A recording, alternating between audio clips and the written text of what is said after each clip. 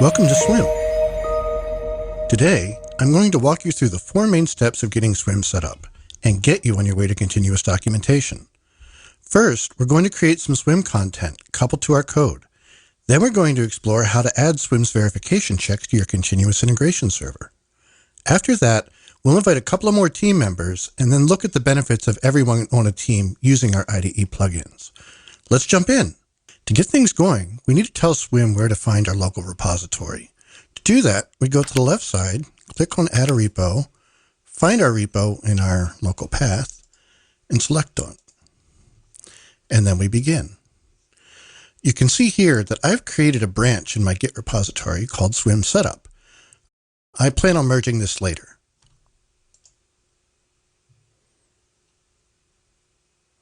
There. Now that we can see that we have our repository added to our workspace. What I want to do today is create some documentation to help someone understand how to build the project and also to write some unit tests. The best way to get started is to go in and create a doc. To do that, we just click the plus sign next to the docs. I have 2 options when I create a doc. I can either jump in here and start writing a title and my content, or if I've previously committed some files that I want to use to base my documentation, I can enter the commit SHA here. That's useful if you've just checked in another module or feature or something where you have one narrative doc that could cover multiple files. In this case, we're just going to go ahead and enter a doc name. We'll just start writing some text here. At this point, I want to bring in some code from the actual make file so that they can see these targets. I also want to indicate to people that I'm going to be refactoring some things in here soon. So things are apt to change, and I want to make sure that that gets tracked in the documentation as well. So to do that, I'm going to hit the /, and that's going to bring up a menu. Inside this menu, you can do some really cool stuff. You can add a snippet, which we're going to do in a moment. You can insert a literal path, either to a file or to a directory. And if those ever change, Swimm will automatically keep them in sync for you. You can add an image. You can enter raw Markdown mode, which is helpful for pasting Markdown that you already have into this document. Or if you need to, break out into an editor that doesn't format as you type. And you can also add some more text sections if you just want to set up your document for skeletally so that you can get in and fill it in as you go. In this case, like I said, we're just going to add a snippet. And I'm going to come down here and select the make file. And I'm going to go right down here to the bottom where I know the targets are. And I'm going to go ahead. Now, I could have selected more snippets from here if I wanted to, and each one that I highlight, Swimm will pull into the document. But in this case, I only need the one, so I'm going to add this to the doc, and then I'm going to hit escape to close the snippet studio. Okay, and in this snippet, here, only have a few basic targets. Make sure you run clean. And as you can see, on line 94 here, I have a target that says clean. And here I opened up a backtick to cite that token in the code, and I aligned it here with line number 94. So what will happen is this is now in sync. So if in refactoring, I change clean to something else, Swimm will automatically keep up with that change and alert the person to know that this might be out of date. So I'm going to go ahead and finish this. Make sure you run clean before you commit, and remember to write your unit tests. Now I'm going to go ahead and save this document. Notice that I'm committing. And most times you don't need to change this, but you can change it to something more meaningful if you want. Save and commit, and we're done. Now I think I need to write the doc to show people how to write some unit tests. Now let's give a brief overview of how unit tests work, because this project shipped with its own unit testing framework.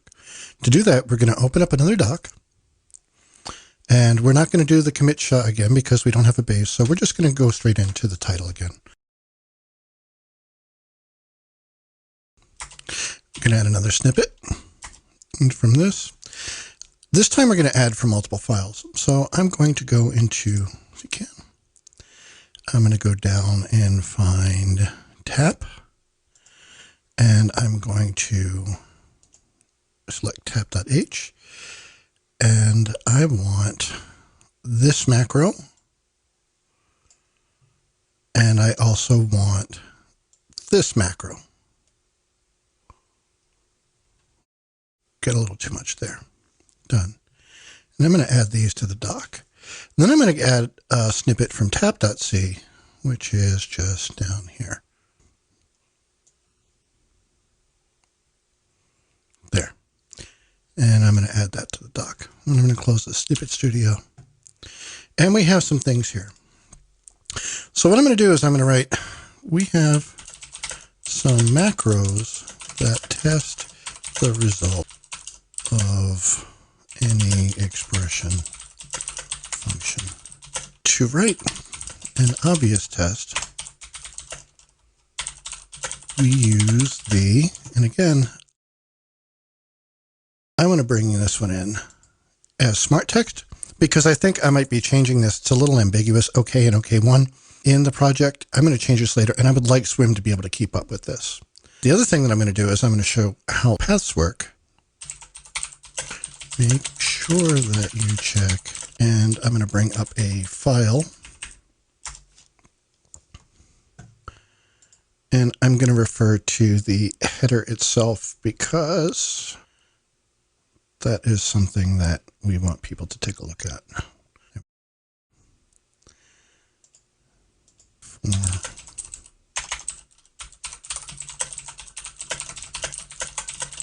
And if this was a real world scenario, we would have been documenting all of these macros using Swimm, but for the purposes of this video and showing you how these features work, this is fine. So we're going to go ahead and save and commit that. And save and commit. And we go back to the main screen, and you can see now we have two documents, and it's saying that we can create something called a playlist if we'd like to. Playlists are a great way to organize Swimm docs and other kinds of content in a way that's consumed in a very specific order. If you think of a playlist at a service like Spotify or Apple Music, it's a very similar thing. So a very common use for playlists is helping someone to take their first steps within a new code repository, which is exactly what we're going to do here. So we have a couple of Swimm docs. Let's tie them together. I'm going to create my first playlist, and I'm going to enter the playlist name as...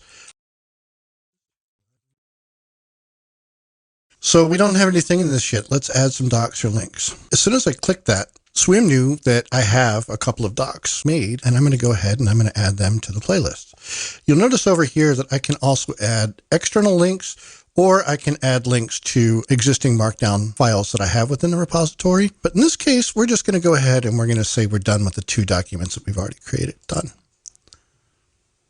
And we're going to go ahead and save that playlist. So yay, now we're done. Now we have docs on how to build. We have a doc on how unit tests work if someone wanted to get to these individually. And we also have a playlist to let new contributors look at things that they need to do in order to get started.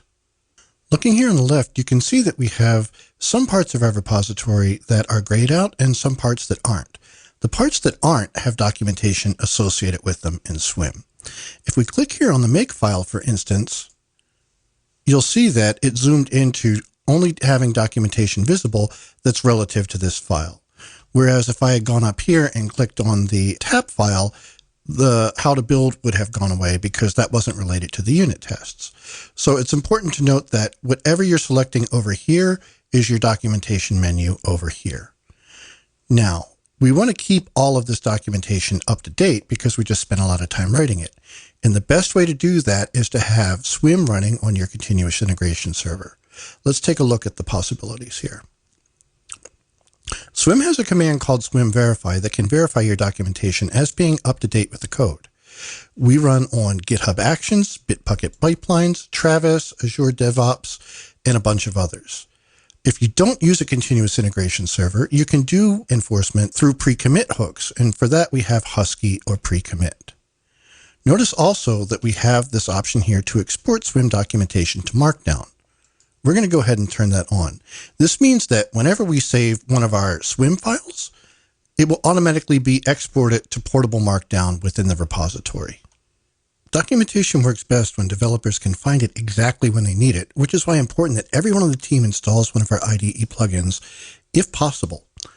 We support VS Code, and we also support IntelliJ, which means their entire suite of IDEs, which is IDEA, PyCharm, PHP Storm, WebStorm, CLion, DataGrip, RubyMine, App Code Writer, all of them. So if you have a supported IDE, please make sure that you get one of our plugins. There's marketplace links right here in the integrations menu that you can go to. And you can also search from them within the IDE if you go to the marketplace itself. I happen to have Visual Studio right here with the Swimm plugin installed. And you can see it here along with the Git plugin and everything like that. So let's go ahead and click on that.